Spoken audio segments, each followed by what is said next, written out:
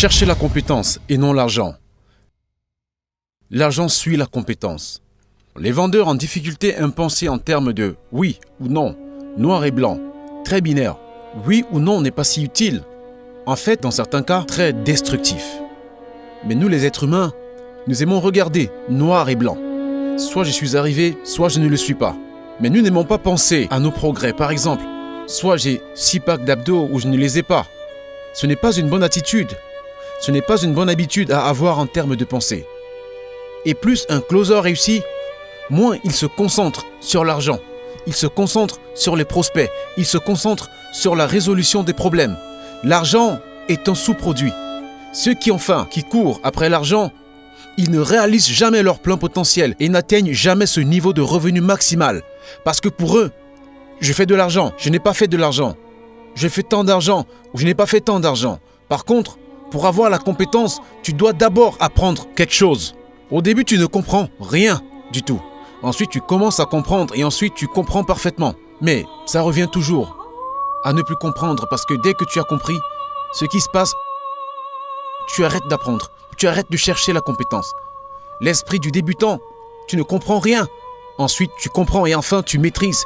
C'est ce cycle encore et encore et encore et c'est ça que chercher la compétence, trouver la perfection. Fonctionne donc, tu ne vas jamais rester dans « Oh, je l'ai compris, je le sais, j'ai vu ça, j'ai fait ça ». Dès que tu penses à tout ceci, tu ne recherches plus la compétence.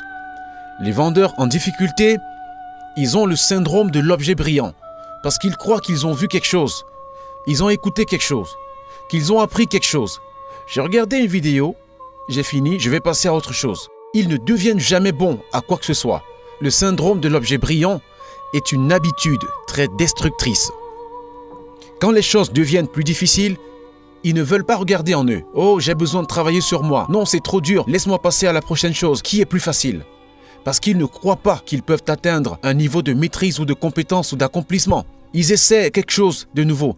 Dès que ça devient difficile, ils se disent « Avant que j'échoue lamentablement, sachant qu'il le fera, il abandonne et passe à la prochaine chose. » Et ils font la prochaine chose. Dès que ça devient difficile, laisse-moi m'assurer que je n'échoue pas misérablement. Pour celle-ci, laisse-moi abandonner parce que je n'ai pas échoué, j'ai abandonné. Cette illusion, ils ont créé dans leur esprit. Ils disent, je n'ai pas échoué, j'ai juste abandonné. Non, tu as échoué. Misérablement, tu as échoué en ne jouant pas le jeu. Ce n'est pas seulement de la vente, c'est une compétence de vie. Parce que peu importe ce que vous faites, peu importe votre activité, ce que vous vendez, quelle que soit la manière dont vous le vendez, vous avez besoin de traiter avec les gens. Et si vous n'êtes pas bon avec les gens, avec votre communication, avec votre capacité à conclure, vous ne réussirez rien. Point final. Alors, quelle compétence est plus importante que celle-ci? Aucune. Et si vous ne la maîtrisez pas, quelle autre compétence? Aucune n'a d'importance. Quelle qu'elle soit, tout le reste est un ajout. Parce que plus vous êtes efficace dans la communication, dans la vente, dans le closing et dans l'influence, plus vous êtes efficace dans tous les autres domaines de votre vie, ce qui rend tout le reste plus facile. Tu veux devenir un copywriter? Tu veux parler aux clients, aux employés? Vous devez apprendre à closer, conclure une vente. Vous devez diriger une équipe. Vous devez apprendre à closer. Je veux faire de la bonne technologie. Vous devez parler aux investisseurs. Vous devez lever les fonds. Vous voulez parler à votre équipe. Vous devez apprendre le closing. Je veux avoir une relation. Si vous êtes célibataire, est-ce que vous savez parler? Vous savez écouter? Vous savez communiquer? Oui, vous devez apprendre à conclure. Peu importe ce que vous faites.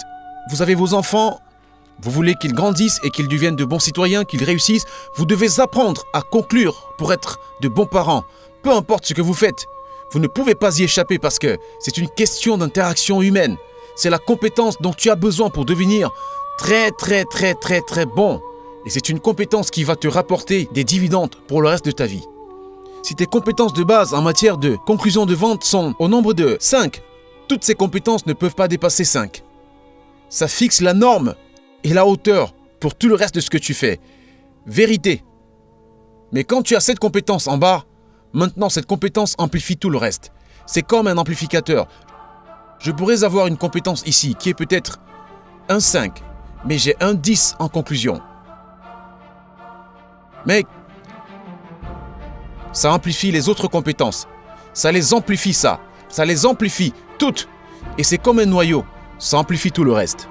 Tout le reste. Donc parce que je sais comment conclure, ça fait de moi un meilleur orateur. Ça fait de moi un meilleur mentor. Parce que je sais comment conclure, ça fait de moi un meilleur investisseur. Les gens élevés avancent parce qu'ils ne font jamais les bases. Et il y a des chances que chaque fois que tu es coincé, c'est la réponse. Tu te sens comme, oh, je suis plutôt bon.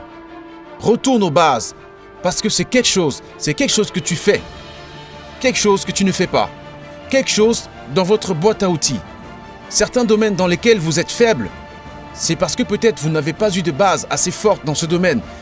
Et c'est ça, le goulot d'étranglement. C'est la contrainte qui vous empêche de performer à un haut niveau. Et c'est pourquoi je vous enseigne toujours, en utilisant la métaphore, le maître est celui qui fait le même mouvement correctement des dizaines de milliers de fois. Pas un nouveau mouvement. Pas 20 façons de frapper quelqu'un. C'est un coup de pied. 10 000 fois. Et ce coup de pied est imparable. Et ils font juste la même chose encore et encore. Imaginez-vous par rapport aux autres. Si chaque trimestre, vous choisissez une compétence ici et vous dites « Je vais me concentrer sur ça ». Combien de compétences vous pouvez travailler en un an? 4. Voyez-vous la différence entre vous et les autres? Si vous avez cette habitude de choisir une compétence sur laquelle vous allez vous concentrer chaque trimestre, la croissance que vous avez maintenant, vous courez après la maîtrise de vos compétences. Et si vous faites ça, est-ce que vos revenus ne pourraient pas augmenter? Est-ce que vous ne pourriez pas conclure plus de ventes? Est-ce que vous ne pourriez pas générer plus de prospects? Est-ce que vous ne pourriez pas conclure plus d'affaires? Impossible, c'est impossible. C'est juste impossible parce que la cause et l'effet, comme vous ne pouvez pas travailler sur vos compétences et ne pas avoir une amélioration de vos revenus, et si vous êtes assez cohérent, pas le syndrome de l'objet brillant, vous le faites année après année, comme le maître de karaté. C'est ça. Il frappe juste encore et encore et encore, ça devient une habitude. Ne vous concentrez pas sur comment il se fait que je puisse pas tuer quelqu'un avec un coup de poing. C'est binaire. Concentrez-vous sur « Laissez-moi faire mes 500 coups de poing par jour. C'est tout ce dont j'ai besoin. Je fais ça jour après jour, jour après jour. Et quand vous touchez quelqu'un, la partie est terminée. » Ne vous concentrez pas sur l'argent. Concentrez-vous sur la maîtrise de vos compétences. Votre compétence la plus faible détermine la hauteur à laquelle vous pouvez utiliser toutes vos autres compétences et elle détermine votre revenu.